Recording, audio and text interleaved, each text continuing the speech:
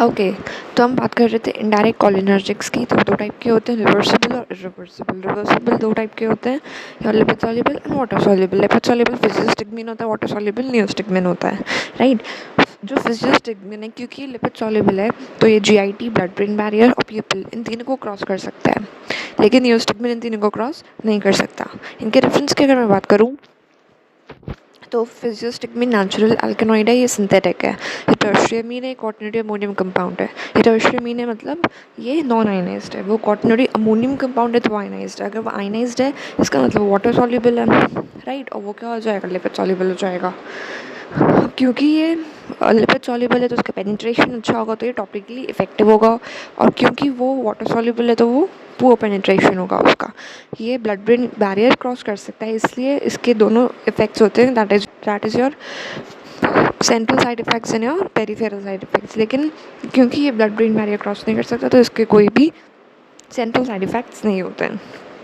जो अपना फिजियोस्टिग्मिन है, ये एट्रोफिन पॉइजनिंग में यूज़ होता है। It is the drug of choice in the case of atropine poisoning and glaucoma में यूज़ होता है physostigmine. Neostigmine is used in post operative urinary retention, paralytic ileus, myasthenia gravis and curare poisoning. Atropine is blocker of muscarinic receptors.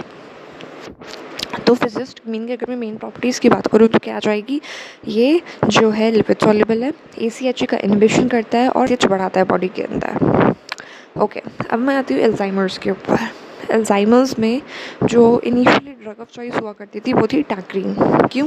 क्योंकि ये ACHE को inhibit करती है, ACH बढ़ाती है और कोई भी पेरिफेरल साइड इफेक्ट्स भी नहीं होते हैं इसके अंदर। लेकिन इसके अंदर कुछ साइड इफेक्ट्स हैं, जैसे कि ये शॉर्ट एक्टिंग होती है और हेपाटोटॉक्सिक होती है। इसलिए इससे अच्छी ड्रग्स हमने यूज़ करना चालू करा है recently. It is your donepezil, rivastigmine and galantamine. तो इन सब की जो एडवांटेजेस है वो सेम है टैक्रीन जैसे, लेकिन जो डिसएडवांटेजेस थे टैक्रीन के वो नहीं है, राइट। ये क्या करती हैं, ये सब ड्रग्स जो है मेमोरी इम्प्रूव करती हैं। और हमने बात की lipid soluble drug, that is physostigmine की, और बाकी टैक्रीन, डोनाप्राज़ोल, गैलेंटामाइन, रिवास्टिग्मिन, ये सब तो हो जाएंगे अपने लिपिड सॉल्युबल ड्रग्स। अब हम आते हैं वाटर सॉल्युबल ड्रग्स पे। तो इसमें हमें 3 मेन ड्रग पढ़नी है, that is neostigmine, your pyridostigmine and your edrophonium drug. जो नियोस्टिग्मिन और पायरिडोस्टिग्मिन है, ये ट्रीटमेंट में काम आते हैं, ये डायग्नोसिस में काम आता है। पायरिडोस्टिग्मिन जो है वो लॉन्ग एक्टिंग होता है, और ये दोनों जो ड्रग्स हैं क्या करते हैं, ये NM रिसेप्टर को डायरेक्टली स्टिमुलेट करता है। ओके, तो अब हम बात करेंगे जो एड्रोनियम है, ये ड्रग हमारे क्यों काम आती है, ये डायग्नोसिस में काम कैसे आती है। तो जैसे कि मसल वीकनेस एक कैरेक्टरिस्टिक है। कब हो सकती है मसल वीकनेस, एक तो माइस्थीनिया ग्रेविस में हो सकती है जब NM रिसेप्टर्स इनहिबिट हो जाएं, एक कोलिनर्जिक क्राइसिस में हो सकती है जब NM रिसेप्टर्स स्टिमुलेट हो जाए। तो इन दोनों केसेस के अंदर मसल वीकनेस हो सकती है। तो हम ये कैसे डिफ्रेंशिएट करेंगे कि मसल वीकनेस किस रीज़न की वजह से, तो उसके लिए हम परफॉर्म करते हैं एड्रोफोनियम टेस्ट। एड्रोफोनियम टेस्ट क्या होता है, इसमें हम IV के थ्रू एड्रोफोनियम देते हैं। ये क्या करता है, बॉडी के अंदर जाके ACH बढ़ाता है, राइट। अब अगर उसको माइस्थीनिया ग्रेविस होगा तो तुरंत इफेक्ट आएगा, 10 मिनट के अंदर अंदर उसमें बेनिफिट्स, मतलब उसके अंदर हमें इम्प्रूवमेंट दिखने लगेगा पेशेंट के अंदर ACH बढ़ाते ही माइस्थीनिया ग्रेविस में। लेकिन अगर उसको कोलिनर्जिक क्राइसिस है तो बल्कि और वर्सन हो जाएगी डिजीज़। तो इस तरीके से हम दोनों में डिफ्रेंशिएट कर सकते हैं with the help of edrophonium test. Okay, तो जैसे कि हमें पता है जो नियोस्टिग्मिन है ये वाटर सॉल्युबल है, इसके ये जो है ये सेंट्रल साइड इफेक्ट्स ये प्रोड्यूस नहीं करता है। बॉडी के अंदर जो मस्करेनिक रिसेप्टर्स हैं उसको भी स्टिमुलेट करेगा, इसलिए हम नियोस्टिग्मिन के साथ एट्रोफिन देते हैं, राइट। एट्रोफिन क्या होता है, वो मस्करेनिक रिसेप्टर्स, सिर्फ मस्करेनिक रिसेप्टर्स को ब्लॉक करता है। तो एट्रोफिन तो क्या करेगा, मस्करेनिक रिसेप्टर्स को ब्लॉक कर देगा, और जो नियोस्टिग्मिन का एक्शन है वो सिर्फ NM जंक्शन पे होगा जो कॉन्ट्रैक्शन बढ़ाएगा।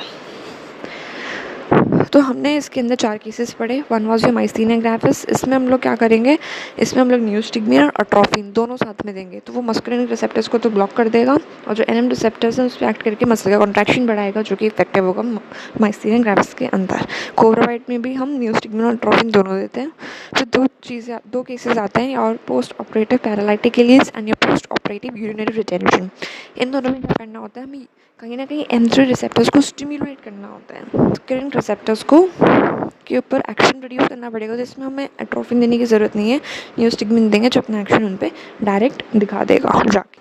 रिवर्सल ऑफ NDMR, इसमें मतलब 2 ड्रग दे सकते हैं, that is your atracurium and your pancuronium. ये क्या करेगा, न्यूरोमस्कुलर जंक्शन को इनहिबिट करेगा जिससे कि मसल रिलैक्स हो जाएगी, एंड ये प्रोसीजर हमें सर्जरी में काम आता है।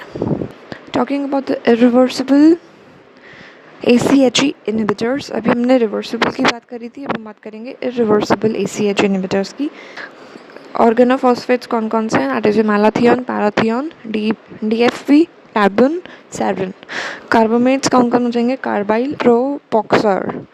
ये तो इंसेक्टिसाइड्स होते हैं मेनली, ये हाईली लिपिड सॉल्युबल होते हैं। ये इवन अगर आपकी स्किन से टच हो गया, स्प्रे वगैरह जो इंसेक्टिसाइड स्प्रे करते हैं वो आपकी स्किन पे आ गया तो वो पेनिट्रेट करके आपके ब्लड में भी जा सकता है, that is called as highly lipid soluble. Okay, तो जैसे एक केस है जिसमें ACH बढ़ गया, ACH बढ़ेगा तो वो क्या करेगा, M1 रिसेप्टर्स के थ्रू HCl का प्रोडक्शन बढ़ जाएगा, M2 रिसेप्टर्स के थ्रू हार्ट रेट कम होगी, BP कम होगा। M3 रिसेप्टर्स में क्या होगा, 2 मेन फीचर्स आते हैं इसमें, that is your pin point प्यूपिल and increase in secretions. अगर ये 2 केसेस आपको लिखे हुए दिख जाए क्वेश्चन में, that is your pin point प्यूपिल and increase in secretions, इसका मतलब कन्फर्म ये क्या है, ACTH बढ़ा है। उसके अंदर डायरिया हो जाएगा, यूरिनरी इनकंटिनेंस हो जाएगा, रेस्पिरेटरी प्रॉब्लम्स आएंगी, इसमें फिर पेशेंट कोमा में चला जाता है। ड्रग ऑफ चॉइस हो जाएगी एट्रोफिन, ये IV के थ्रू दिया जाता है every 5 minutes till the signs of एट्रोपिनाइजेशन comes. What are the signs of एट्रोपिनाइजेशन? Decrease in secretion, that is the most specific or reliable sign. Mydriasis, most common, and heart rate increases more than 100. So these are what the signs of एट्रोपिनाइजेशन। तो ACH है वो मस्कुलिनिक receptors पे act कर रहा है, अगर वो high dose दी गई है, अगर डोज हाई दी गई है तो रेड रिसेप्टर्स पे भी एक्ट कर सकता है और उसमें भी इफेक्ट ला सकता है। चलिए, हमने एक्चुअली चालू किए थे इनडायरेक्ट कोलिनर्जिक्स पढ़ना।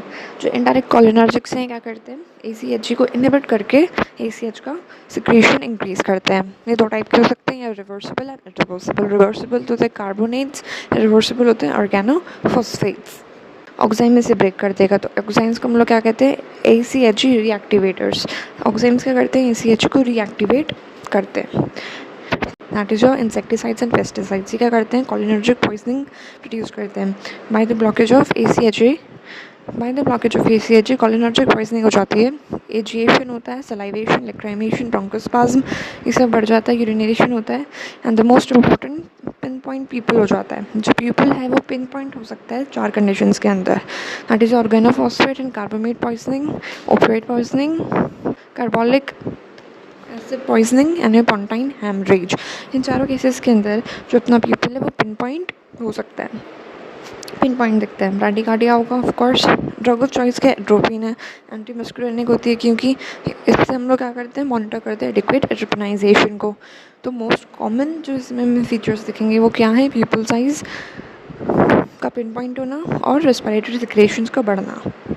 निकोटिनिक सिम्टम्स के लिए हम ऑक्साइम्स यूज़ करते हैं। जो एक्साइम्स हैं वो सिर्फ और सिर्फ ऑर्गेनोफॉस्फेट पॉइजनिंग में काम आते हैं, जो कि ACHG रीएक्टिवेटर्स है। उनके एग्जाम्पल क्या हो जाएंगे, pralidoxime, that is also called as PAM, जो सिर्फ पेरीफेरी में एक्ट करता है, ऑबिडॉक्सिन एंड डाईएसिटाइल मोनोऑक्सिन, जो that is your DAM, that acts both in your brain as well as in periphery. जो ऑक्साइंस हैं वो OP पॉइजनिंग तो रिवर्स कर सकते हैं, लेकिन कार्बोमेट का साइज इतना बड़ा है कि वो एस्टेरिक साइड और एनानिक साइड दोनों पे अटैच हो जाता है, तो वो कोई साइड फ्री नहीं छोड़ता। तो जो ऑक्साइंस हैं वो कार्बोमेट पॉइजनिंग को रिवर्स नहीं कर पाते हैं, ये आपको बात याद रखनी है।